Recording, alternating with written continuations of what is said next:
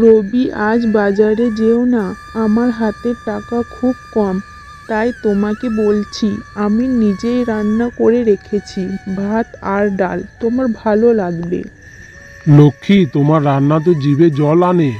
আমি বাজার যাব না, তোমার হাতের রান্নাই খেতে চাই আজকে। তখন ঘরে ছোট্ট ছেলে বাবলু ঢুকে পড়ল। মা দেখো, স্কুল থেকে ফিরে এসেছি। আজকে আমাদের স্কুলে বলেছে বাড়িতে গাছ লাগাতে। বাবলু, গাছ লাগানো ভালো, কিন্তু তোমাকে পড়াশোনা ঠিকঠাক করতে হবে। গাছটা তো এই ছোট্ট গরিব বাড়িতেও বাঁচতে পারবে, তোমাকেও তো আরো বড় হতে হবে।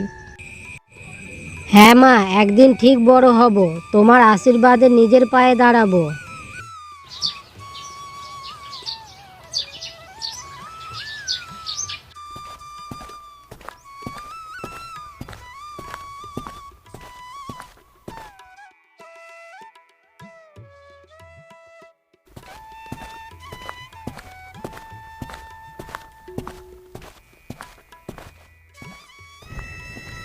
রবি গ্রামের মাঠে কাজ করছে।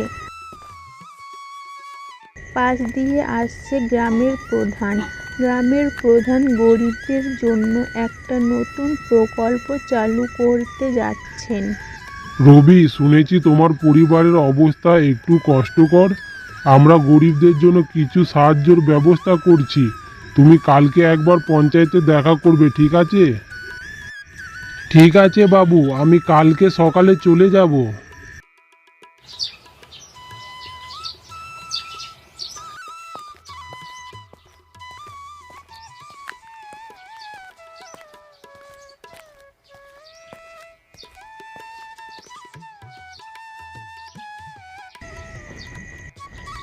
রবি ফিরে এসে লক্ষ্মীকে বলল, লক্ষ্মী, আগামীকাল আমি গ্রাম প্রধানের কাছে দেখা করতে যাব।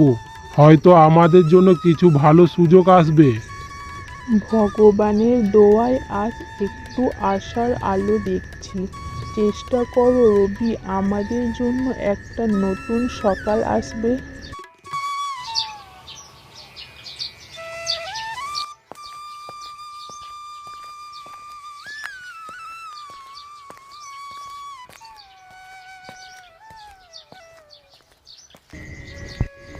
গ্রাম প্রধান রবিকে গরিবদের জন্য বিশেষ প্রশিক্ষণ কর্মসূচিতে ভর্তি করালেন।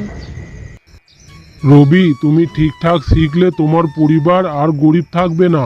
তোমাকে আমাদের সমাজে গড়ে তুলতে হবে। আমি এই সুযোগ কাজে লাগাবো বাবু। প্রশিক্ষণে রবি নতুন কিছু জিনিস শিখল, যেমন ক্ষুদ্র ব্যবসা পরিচালনা, সঞ্চয় আর কৃষির উন্নতি পদ্ধতি। রবি ছোট্ট একটি মুদিখানা দোকান চালাচ্ছে। ঘরের পাশে বাগানে বাবলু গাছ লাগাচ্ছে। দেখো রবি, 1 বছর আগে আমাদের কাছে ছিল শুধু স্বপ্ন আর প্রচণ্ড ইচ্ছা। আজ আমাদের ছোট্ট দোকান আর বাবলুর বাগান সবই আমাদের কষ্ট আর ভালোবাসার ফল। মা, ভগবানের আশীর্বাদে আমরা এগিয়েছি, আর আমরা কখনো হাল ছাড়বো না। হ্যাঁ লক্ষ্মী, তোমার হাতের রান্না যেমন স্বাদ দেয়, তেমন তোমার ভালোবাসাই আমাদের শক্তি।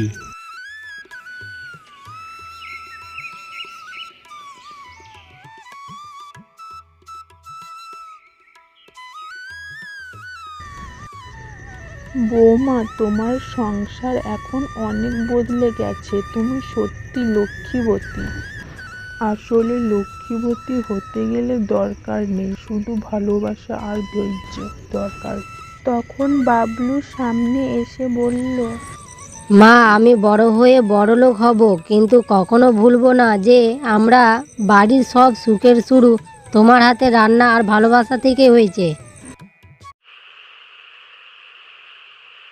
লক্ষ্মী জানালার পাশে বসে আকাশের দিকে তাকিয়ে বলছেন, আমাদের ঘরে নেই বড় ধন সম্পদ, নেই সোনার ঝলক, কিন্তু আছে সুখের আলো, আছে ভালোবাসার ফুল। জীবনে যে লক্ষ্মীবতী আসতে পারে, তার নামই যেন ভালোবাসা।